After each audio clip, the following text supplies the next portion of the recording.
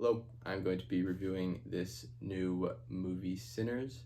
This is directed by Ryan Coogler, who has been doing a lot of big blockbuster IP things for the past several years, namely Creed and the Black Panther films. But here he's trying something entirely original while still having like that huge blockbuster scale to it. Just for context, I haven't seen Fruitvale Station, his debut, but I think Creed is incredible and probably this is probably a pretty like young person thing to say, but probably my favorite of the Rocky franchise. Just impeccably shot fight scenes and really emotionally compelling performances. Black Panther is also great, even if I have some qualms about that third act.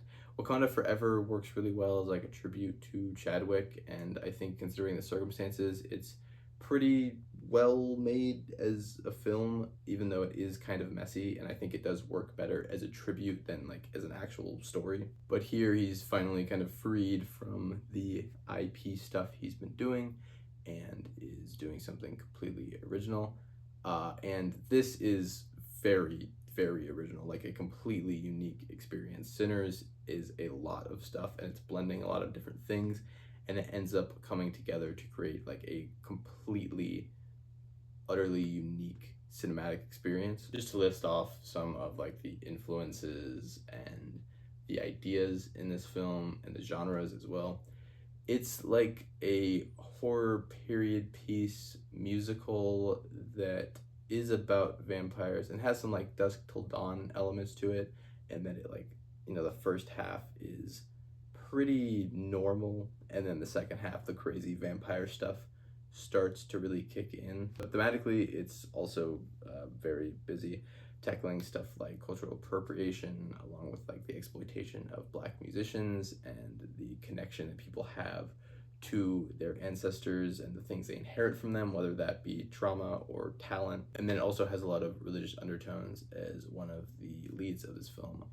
Preacher Boy, played by Miles Katon, is a preacher boy and is trying to rebel against the religious background that he's had to like become a blues artist. Once again, there's that idea of ancestry. This religion that he is acclimated to is something that he's inherited from his father. And before I get into the specifics, just to speak broadly about the themes, I really think that's the key to Sinners, is this idea of ancestry. The entire thing that makes these vampires scary within this film is explained as being like they are going to cut you off from your ancestry, so like you become undead, you cannot go into the afterlife, and that like disconnect from your ancestry and that inability to find your family in the afterlife kind of comes off as the worst thing that could possibly happen to some of these characters, specifically Smoke, who is, I believe, the one with the blue hat. His father, who has passed away, as well as a baby that he has had that ended up dying. And this like disconnect from those people is seen as the worst thing that could happen to him. So yeah, I think ancestry is a big part of this film, but to speak generally about my thoughts on it, I really liked it. It is a really unique blend of a lot of different things, and usually that can come off as being very messy, but Coogler is very confident in what he's doing, and he has the talent to really pull this off. Technically speaking, this film is absolutely incredible. I mentioned the musical numbers earlier, and yeah, the songs are great here. There is like an Irish jig dance that is awesome, and then there is a huge second act set piece that is like this gigantic, incredibly well choreographed musical number that I'll get into later. Visually, it's really great. I love what he's doing with aspect ratios here. He's choosing specific moments to really like get the entire frame to fill the whole screen. I watched this in IMAX, so there's a couple shots that like it'll suddenly just go into the biggest possible aspect ratio, and it just looks absolutely stunning. And then the score is another really great aspect of this film and really reflects like the blend of things going on here. There's a lot of like intimate guitar finger picking in the first hour or so, and then once the vampires come in, it gets into like strange vampiric synths that kind of sound like they're off like a Playboy Cardi album, as well as like these really brash electric guitars that could come off as kind of like corny and bombastic, but the score is just so great that it ends up working. The composer Ludwig Göransson, I don't know how to say his last name, Ludwig G, has quickly become like one of the best composers in film, period. He did the score for like Oppenheimer and Tenet, which I think are two of the best scores of the past few years. And this is another example of just how great he is as a composer. Narratively, it is also very impressive. It takes its time to really build these characters and build its ideas before getting into like the gore and the spectacle of the vampire stuff, as well as the musical set pieces. And that build up to the vampire stuff makes the vampire stuff just all the more exciting. There is like a third act fight here that is really, really great and just pulls out all the stops. So while it does take its time in the first hour or so, it's not necessarily like a understated film. It's like very in your face and very action driven in the last hour to kind of make up for all that setup and pay it off really well. A minor nitpick I have is in the middle section, pacing wise, it drags a little bit because of this plot mechanic they introduced that the vampires like can't enter the room that the non-vampire characters are in unless they're like invited in. So it leads to like 3 or 4 scenes of them conversing together at the doorway, and it just comes off as kind of repetitive, and it also like lowers the stakes within that moment because like they're not really in any immediate danger. But that's a minor nitpick, and it really only drags for about 5 to 10 minutes. The rest of the film is really tight and just has a lot of propulsive momentum to it. This film is also incredibly ambitious on Coogler's part. It is doing a lot of different things, and he's really going for it in a lot of ways, and is very confident and like unwavering in his creativity. The best example of that is this second act set piece that I've been mentioning, where Preacher Boy is singing, and then it like turns into this huge, gigantic like ancestry being connected through music, and like there's these anachronistic elements where people from the past from Africa are coming up, and then like a blues guitarist is coming in, and then there's like a DJ, and then it like kind of has a trap remix in the score a little bit. It seems to be the scene that most people are talking about coming out of the theater, and it is a very bold, creative choice that could have really not worked because those anachronisms really take you out of the film, in my opinion, and elevate you to like a different plane of existence, I guess. But somehow it's pulled off really well, and that's my main thing about Sinners is like it's a movie that feels like it shouldn't work because it's so messy, there's so much happening, and yet Coogler is like somehow pulling off miracle after miracle and making this entire thing work really, really well. But in the case of this musical number, visually it's incredible, just really, really well choreographed, really well staged.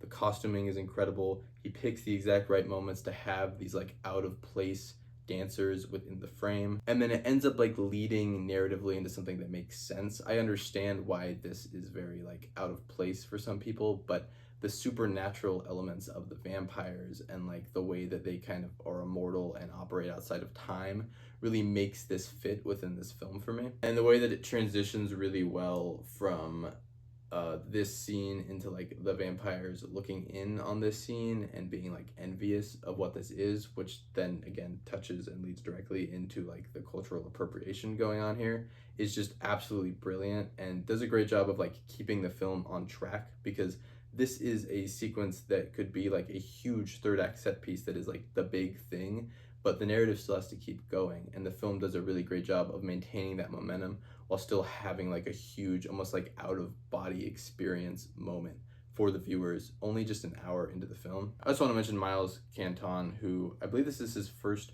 performance, and he is just incredible in this movie, not only in the singing sequences, but he is just really great as like this emotional core to the film. Michael B. Jordan is great here in this dual role as twins, Smoke and Stack, and they both have very distinct mannerisms and like styles. One of them is like more confident in your face, and the other one is more like restrained and chill. Maybe his best work so far, doing a great job of differentiating these two and diving into like the two different aspects of masculinity within them. Jack O'Connell is great as well as the lead vampire, very like intimidating, but also has some empathy to him that I think really works and adds a sense of nuance to the film. And he also gets a couple of musical numbers for himself, specifically like this odd sea shanty that he sings at the beginning that is then like reprised in this big Irish jig where all the vampires are dancing around. and it just looks absolutely incredible, and it's recontextualized to be really ominous and creepy. And then the other standout to me is Delroy Lindo, who is not in this too much, is more of a supporting role, but he's really charming. He functions sometimes as comedic relief, but also like has a lot of emotional grit to him. And it's also bringing in an aspect of the theme that isn't in the rest of the characters, which is like this idea of alcoholism and like the sin of that. The film is called Sinners, and a lot of these characters are being seen in some way as like sinning or doing wrong in some sense, whether it's like Preacher Boy using his talents for what is perceived as evil, or whether it's like Smoke or Stack, who are kind of taken into this greed a little bit. The characters are all really fleshed out, and that's the thing I love the most about Sinners, is it functions so well on so many different levels. I love movies that have a lot of overarching themes and ideas and can be seen as like a little bit political, a little bit of societal commentary, but also just are really great, entertaining films that have compelling characters, also being aesthetically incredible and also just really, really entertaining. This is a very, very fun movie. Even if there is a lot going on and it's juggling a lot of different things, it always remembers to be first and foremost a really great, fun horror blockbuster. Again, I have a couple of complaints about the pacing, but ultimately I think this is absolutely incredible and a great example of what an auteur is able to do when he's given the creative freedom to do it. I really hope Ryan Coogler gets another opportunity to do something like this. I hope this movie does really well at the box office. So far it is, as like one of the highest grossing original films in the past several years, which is also impressive because it's like an R-rated horror movie. And usually I don't care about the box office, but like I want this movie to do well because I want people like Ryan Coogler and Michael B. Jordan to be able to like keep making movies like this that are just super entertaining, super fun, and really function well within like the cinematic experience. This is a movie that you should really watch on the biggest screen possible. There are certain moments that are just absolutely breathtaking on the big screen. Again, specifically that second act set piece was really transcendent, and I hadn't felt anything like that besides maybe like the Dune 2 sandworm scene or like the Oppenheimer Trinity test. Those are really the only things recently that I can equate how great this scene is. And it's not just the scene, the whole rest of the movie is great. The third act is just so much fun and really great, well choreographed action. And yeah, ultimately, I just think this is an incredible movie, really, really fun. A couple of pacing issues, like I said, but is probably, actually definitely the best movie of the year so far. I'm going to be giving it a 4.5 out of 5. And yeah, that's it. I think that next week I'll probably be doing like a top 10 directors right now list, which might be a little bit difficult to pull off, but just because like it's hard to consolidate them all. I have a lot of directors I like, but yeah, anyway, that's it, and yeah, goodbye.